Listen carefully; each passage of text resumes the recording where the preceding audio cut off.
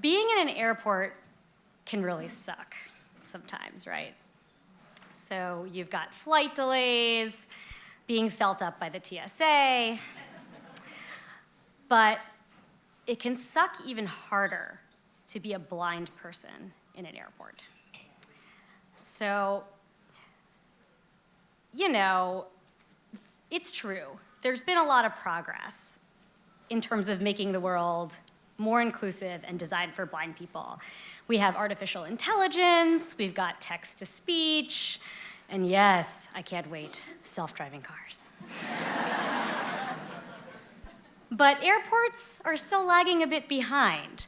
So we, blind people, often have to deal with well-meaning airport attendants who want to help, but often don't ask the blind person what they actually need to be helped.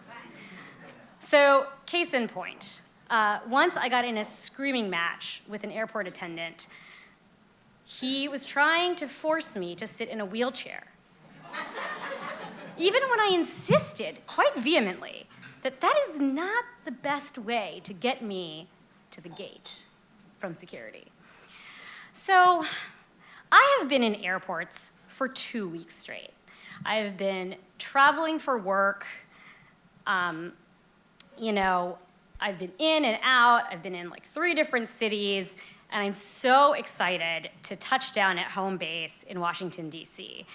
And you can imagine my excitement when the captain turns off the fasten seatbelt sign, and I am just ready to leap out of my seat. So during the flight, as I often do, I had my mobility cane folded up and placed in the seat pocket in front of me. So just a tip about blind people, we like to put things in a place where we can find them, and we like to know where our stuff is. Consistency is key.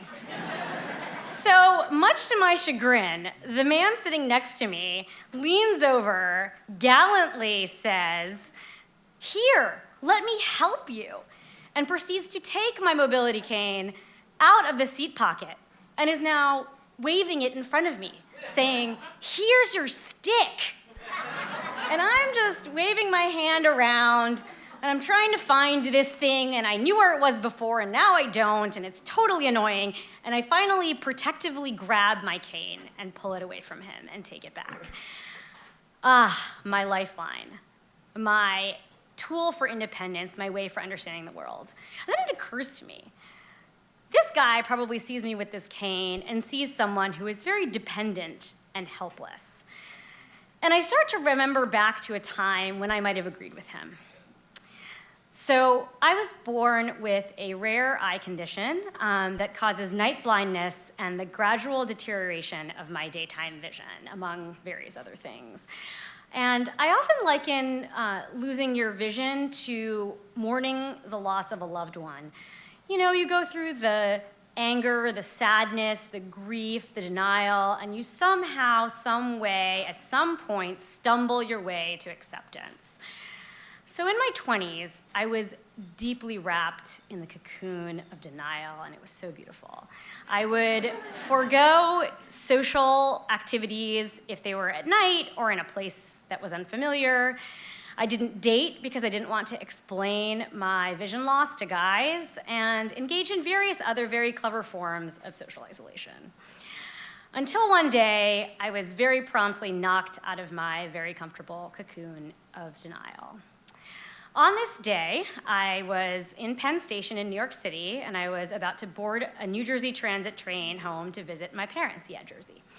And so I was stubbornly caneless, as usual. My cane, at this point, was usually folded up, hidden in the bottom of my bag, and I would like to try to pretend like I was sighted. And I walked down, and I mistook the gap between the train cars for the door to the train. And so I walked off the train platform, Anna Karenina style, and fell into the tracks. Incidentally, I was reading that book on this day.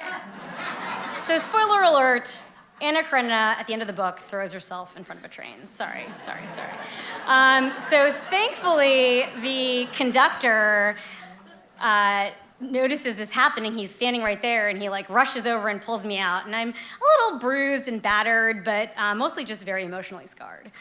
And I come to two very important realizations. The first being, I did not want to go the way of a tragic heroine in a Russian novel.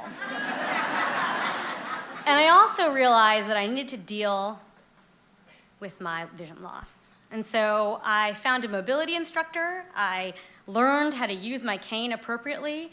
I started picking up all of these new technologies like text-to-speech and all these other things and learning about them and learning about how you can just outsource the whole activity of seeing.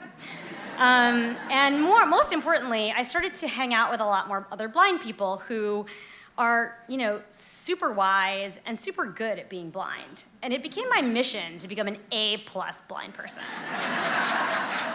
I'm still at a B-, but I'm working on it. So all of these thoughts are going through my head as I'm sitting there next to this guy. And little do I know on the airplane, and little do I know that he's not done with me yet. So he turns to me and he says, "Why don't you get an ophthalmologist to help you?" Aghast, I had to ask him to repeat the question. I was like, "Can you say that again?" He's like, "Why don't you get an ophthalmologist to help you fix your eyes?" And it just took everything inside of me not to scream at him, "Mind your own business, you jerk," in the middle of the airplane. But, not wanting to come off as the angry blind woman, I decided to hold my tongue. And also, I just thought about why this was pissing me off so much. And it really was. It was sort of an insult, because the great learning of my life in the past decade that had come before had been, I don't need to be fixed. The world needs to be fixed. The world should be designed for me. And so, with that in mind, I turned to this man and I said, "I don't need anybody's help. I'm fine just the way I am." Thank you.